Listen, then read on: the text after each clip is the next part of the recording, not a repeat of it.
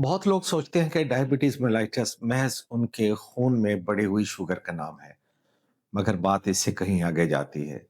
खून के अंदर बढ़ी हुई ये शुगर आपकी स्किन के ऊपर क्या क्या बुरे असरात डालती है, आपको इसका अंदाजा तक नहीं है। आज की शॉर्ट वीडियो में हम उन बुरे असरात का जायजा लेंगे जो कि डायबिटिक्स की स्किन के ऊपर खून के अंदर बढ़ी हुई शुगर की वजह से आते हैं। और एंड ऑफ द वीडियो पे मैं आपको ये भी बताऊंगा कि हम इन बुरे असरात से किस तरह बआसानी बाहर आ सकते हैं। मेरा नाम डॉक्टर शहजाद हाशमी है, सर्टिफाइड फैमिली फिजिशियन। मेरे साथ रहिए। दोस्तों, एक इंसानी जिस्म में तकरीबन 5 लीटर खून होता है और इस पूरे 5 लीटर खून के अंदर टोटल शुगर की मिकदार महज 1 चम्मच या उससे भी कम होती है, यानी 4 या 5 ग्राम। और जब ये लेवल इस हद से ऊपर बढ़ता है तो इसको डायबिटीज मेलाइटिस या शुगर कमर्स कहा जाता है। अब चूंकि शुगर की ये प्रॉपर्टी है कि ये पानी को अपने साथ खींचती है, पानी को मिला लेती है, तो स्किन के अंदर जो वाटर कंटेंट होते हैं, जब ब्लड में शुगर ज्यादा होती है तो स्किन से पानी निचोड़ लेती है खून की नालियों के अंदर। नतीजतन ये है कि स्किन के ऊपर शुगर के असरात कुछ इस तरह आते हैं कि स्किन ड्राई हो जाती है, इचिंग होती है, और एक चीज होती है एकैंथोसिस निग्रिकेंस, यानी कि गर्दन का पिछला हिस्सा स्याह हो जाता है और बगलें भी स्याह हो जाती हैं। खून की बढ़ी हुई शुगर आपके नाखूनों के ऊपर, बालों के ऊपर और स्किन के ऊपर बुरे असरात फंगस ग्रोथ की शक्ल में भी लाती है। ये सब कुछ इसलिए हो रहा है कि बढ़ी हुई शुगर ने आपके नर्व्स को डैमेज कर दिया है, खून की नालियों को तंग कर दिया है, जिसकी वजह से स्किन तक ब्लड सप्लाई बुरी जा रही है या कम जा रही है। ये तो हो गए वो असरात जो बढ़ी हुई शुगर ने आपकी स्किन के ऊपर डाले हैं। अब इनसे निकलने का हल क्या है? हल इसका बेहद आसान है।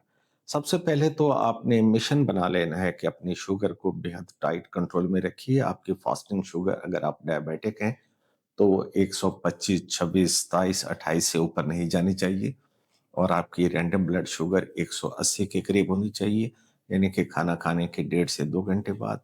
ये दोनों फिगर्स आपकी बेहतरीन शुगर कंट्रोल को ज़ाहिर करते हैं। इसके अलावा जो स्किन की ड्राइनेस की मैंने बात की है, तो ड्राइनेस के लिए आपको सिरामाइड बेस्ड कोई लोशंस लगाने चाहिए। मसलन इस काम के लिए स्नेल म्यूसिन बेस्ट है।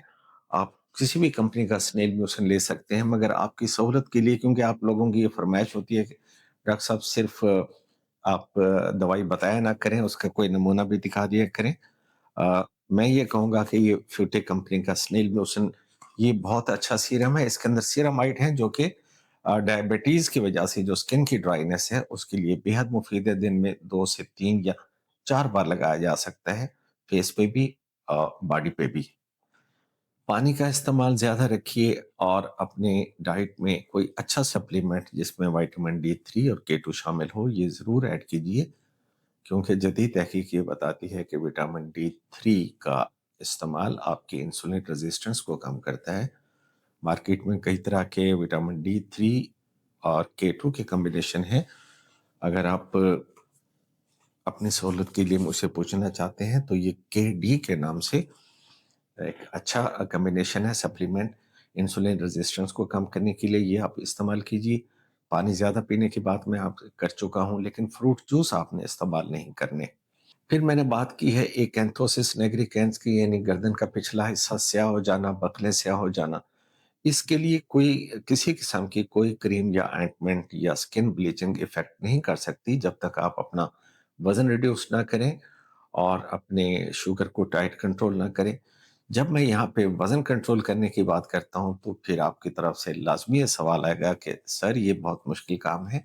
लेकिन अब मुश्किल काम नहीं रहा, क्योंकि जब से GLP-1 एगोनिस्ट आए हैं ये काम निस्बतन आसान हो गया है। आप अपने डॉक्टर के मशवरे से सेमेग्लूटाइड का इंजेक्शन या उसकी टेबलेट इस्तेमाल करके आप अपना वेट भी रिड्यूस कर सकते हैं।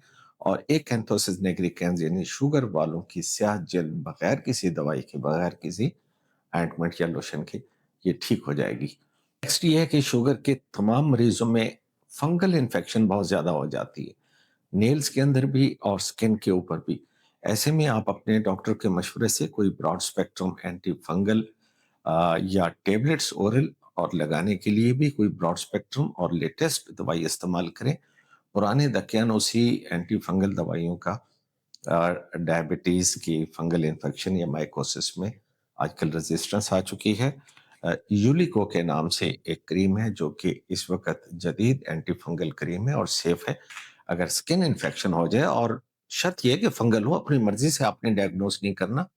अगर आपका डॉक्टर आपको इजाजत दे तो यूलिको क्रीम एंटी फंगल आप अपने नाखूनों पे या स्किन पे लगा सकते हैं। छोटे मोटे जख्मों को या पैर की इंजरीज को कभी भी नज़रअंदाज ना करें, बल्कि मैं तमाम डायबिटिक्स को जिनके अंदर स्किन की मैनिफेस्टेशन आ रही होती हैं, मैं उन्हें ये कहता हूँ कि आप रात को सोने से पहले अपने पैरों का खास तौर पे बड़ी बारीक बीनी से मुआयना करें। मैं कहता हूँ मुतालिया करें अपने पाँव का।